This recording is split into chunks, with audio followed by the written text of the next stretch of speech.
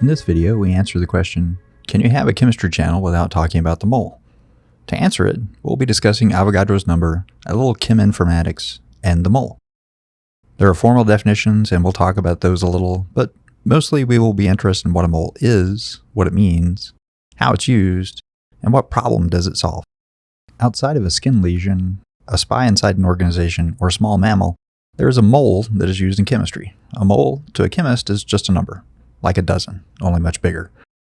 If you don't know what a mole is, or maybe you're being asked to figure it out for a class, or maybe you've forgotten it from high school, this short video will try to give you a good idea of what it is and why it matters. At the same time, we'll try to describe the size of the mole, which is a challenge because of its enormity, but also we'll tell you why it isn't really that big. In reality, a mole is just right. To help with this, I enlisted my favorite high school teacher, Amanda, who has worked in Texas and Missouri for 23 years.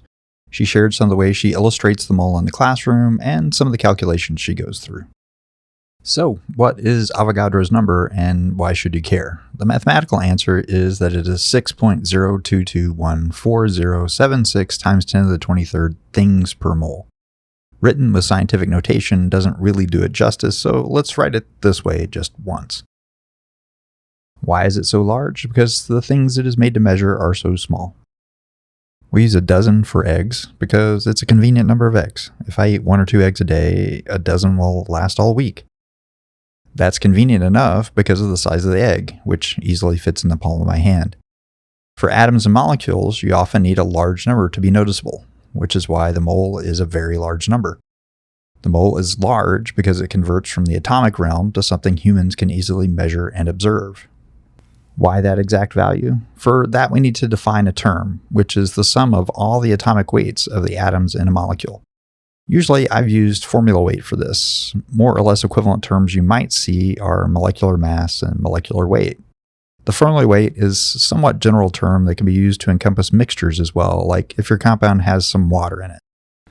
An example of this would be CrCl3.6H2O, which is chromium 3 chloride with 6 molecules of water. Not all of the formula is in the same molecule and bonded together in the usual sense, so molecular weight wouldn't be quite right.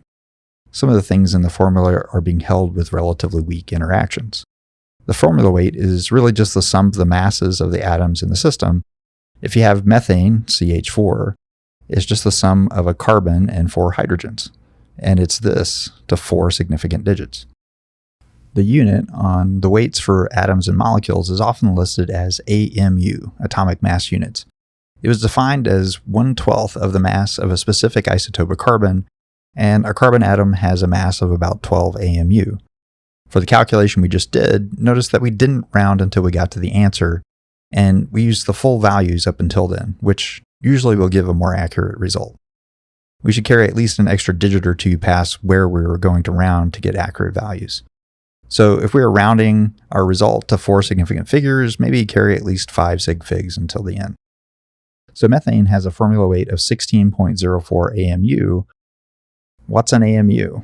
According to the International Union of Pure and Applied Chemistry, or IUPAC, an AMU is a very small mass, about 1.66 times 10 to the negative 24 grams.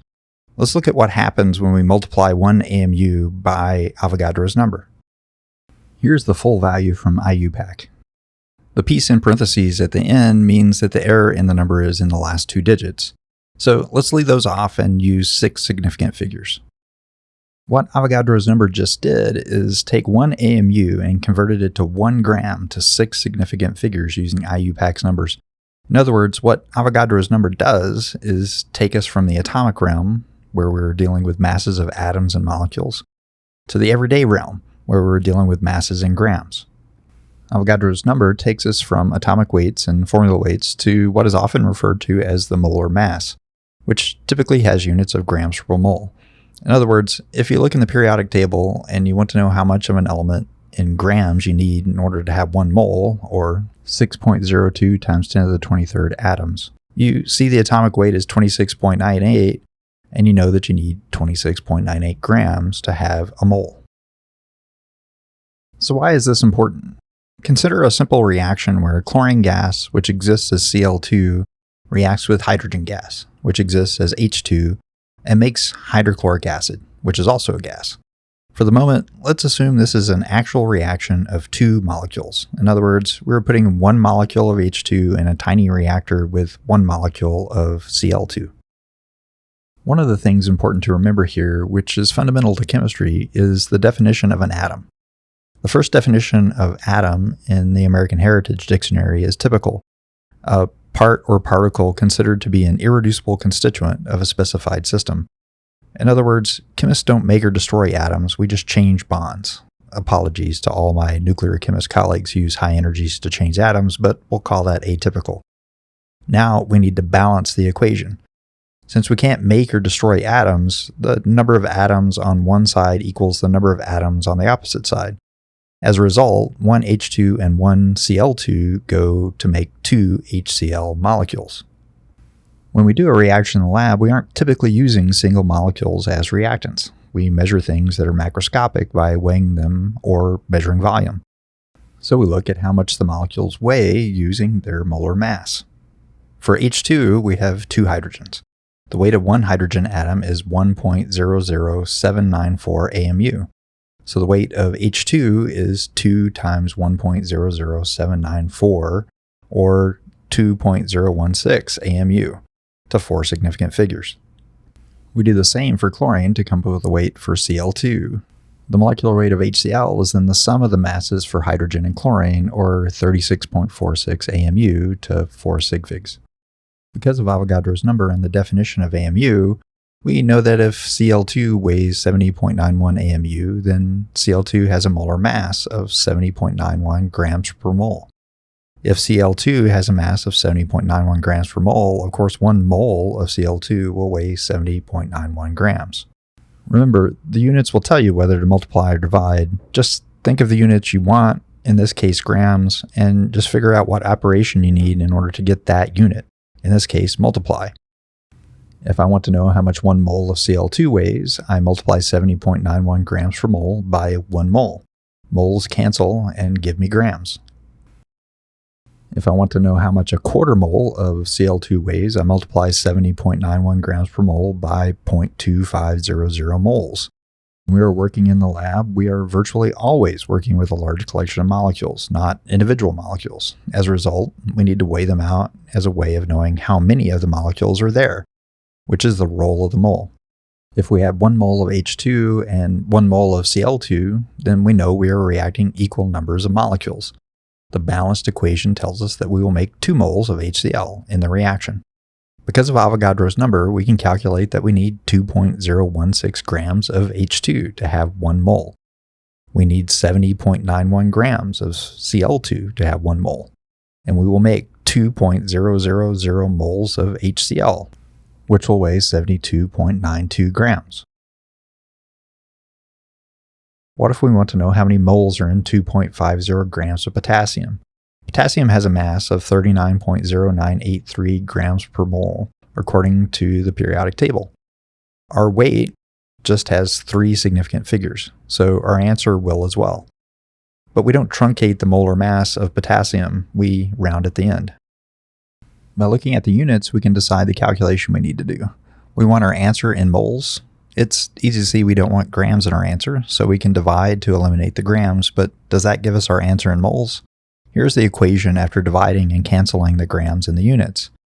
Keep in mind that you can always multiply by 1 without changing the numerical value of the answer, and anything over itself equals 1. The 1 that is useful here is mole over mole. When we were using compounds on scales around a gram or less, a mole can be a little too big.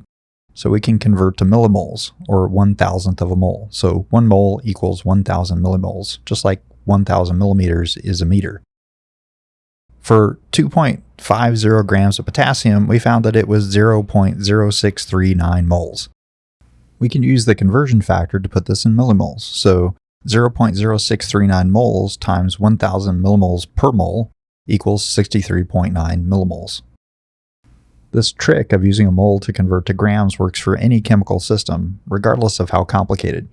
We can always find the mass of a mole of something if we know the chemical formula. And we can find its molecular weight. Again, what Avogadro's number is take us from the atomic realm to the realm of everyday experience. This is sucrose, which is table sugar. A mole is 342 grams. A cup of sugar equals about 200 grams, so a mole is a little less than 2 cups, so something you might measure if you're going to make chocolate chip cookies. Here are just a few other examples. Water has a formula weight of 18.02 grams, so a mole is a relatively small amount of water, about 18 milliliters or a little over a tablespoon. Sodium chloride is 58 grams of salt, or a little over 3 tablespoons.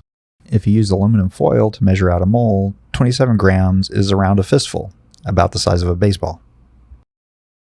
Perhaps the most common way we use the concepts above in the lab is to find the weight of a certain number of moles of compounds to run reactions.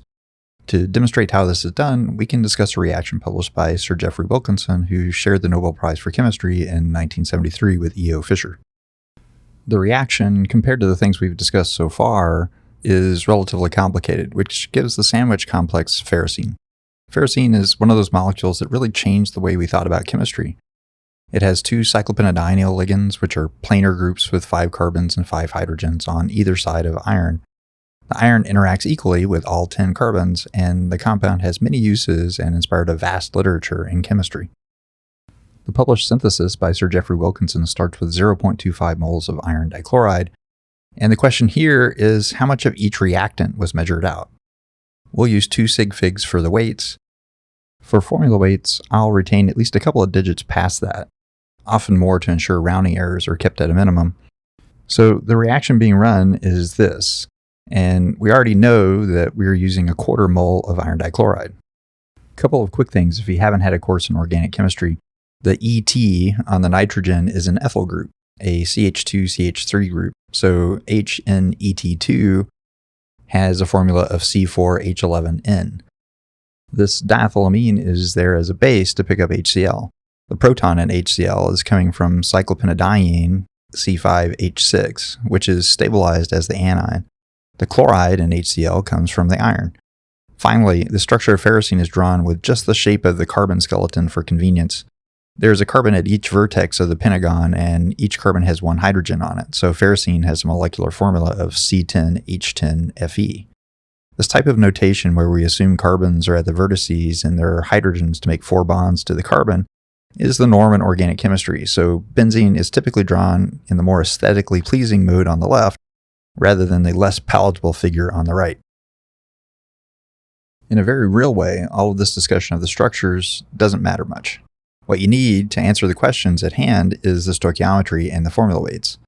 The formula weight for FeCl2 is 126.75, so 0.25 moles is 32 grams, which must be the amount in the reaction. Here is the equation with all the formulas and formula weights. For any reaction, there is a limiting reagent, the reagent that sets the maximum number of moles of product that can be produced. To find the limiting reagent, you take the number of moles added for each and divide by the coefficient in the balanced equation. The number of moles listed in the reference for the reactants is 0.25 moles for FeCl2, 0.50 moles for cyclopentadiene, and 1.0 moles for diethylamine. So both FeCl2 and cyclopentadiene have the smallest values after division and are limiting reagents. We can also discuss equivalents of each species added. It is usually convenient to think of the smallest number of moles in the reactants above as one equivalent. In this case, FeCl2 is 0.25 moles and could be called one equivalent. Then we're adding 2 equivalents of cyclopentadiene, or 0.50 moles, and we're adding 1 mole of diethylamine, or 4 equivalents. Only 2 equivalents of diethylamine are required in our balanced equation, and 4 equivalents were used, so diethylamine was used in excess. This is common as we can add additional amounts of some reagents to get better outcomes for a reaction. It is always important when writing up an experiment to tell exactly what was measured. You can measure the mass of a reactant, but you can also measure the volume to get the amount. In this case, Professor Wilkinson measured the cyclopentadiene and diethylamine by volume in milliliters. So how many milliliters of each do we need? We need to calculate the mass of the reactants used from the number of moles, and then we need a conversion factor to convert a weight to a volume, which is the density. Density is an experimental property of chemical substances in a certain state, so it has to be measured or looked up. If we multiply 0.50 moles times the molar mass of 66.10, we get the amount of cyclopentadiene needed is 33 grams. The density of the compound is 0.802 grams per milliliter. Again, the units tell you what to do. We want the volume in milliliters, so we divide, which gives us 41 milliliters. In the experimental, it says 42 milliliters of C5H6 was used. For the diethylamine base, an excess of 4 equivalents was used, so Professor Wilkinson used 1 mole of diethylamine. The molar mass is 73.14 grams per mole, so 1 mole is 73 grams. Dividing by the density gives 103 milliliters, which is 100 milliliters to 2 sig figs. This is what is listed in the experimental. So what we found so far looks like this. So you run the reaction. How much ferrocene could you potentially get from running with these amounts? If we assume a 100% yield, we can get the theoretical yield in grams of product. To get this, we find the molar mass for ferrocene, which is 186.04 grams per mole, and multiply by the number of moles in an equivalent, 0.25. If we multiply 186.04 grams per mole of ferrocene by the maximum number of molecules we could make, 0.25 mole, we get 47 grams. That's our theoretical yield. Ferrocene is an orange solid that makes very nice crystals on sublimation. We usually have a large bottle in the lab we use for various purposes. For example, it is a popular standard for an electrochemical technique called cyclic voltammetry. In reality, the reaction just described yielded only 35 grams because very few reactions actually give 100% yield. We can calculate the percent yield by dividing the number of grams obtained by the theoretical yield and multiplying by 100%. So 35 grams over 47 grams times 100 equals 74% yield. A lot of people emphasize that Avogadro's number is big, which it is. It is so big that it is difficult to fathom. It's 602 sextillion atoms. A golf ball is 42.57 millimeters or 1.68 inches in diameter. If you had a mole of golf balls, it would stretch 2.6 times 10 to the 22nd meters.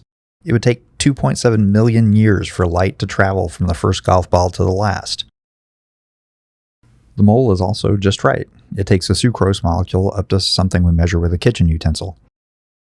Chemists can work and measure individual molecules and atoms. For example, the mass of ions can routinely be measured using mass spectrometry. However, these are exceptions. Typically, we work with quantities, say, between 0.1 millimoles and maybe a mole in the laboratory. On industrial scales, it may work with millimoles of material. For example, we produce ammonia for fertilizers and other purposes through the Haber-Bosch process. The production capacity in 2023 for ammonia was 240 million metric tons. That's 1 times 10 to the 13th moles of ammonia made in 1 year. While Avogadro's number is very large, it isn't really large compared to some other numbers in chemistry that we can discuss. If instead of making Avogadro's number of one type of molecule, can we make Avogadro's number of different molecules? So instead of making 6 times 10 to the 23 molecules of ammonia, can we make 6 times 10 to the 23 different molecules? In actuality, we can make a lot more molecules than that.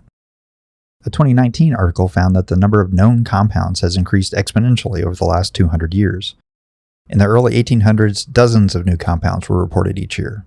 By 1900, there were thousands.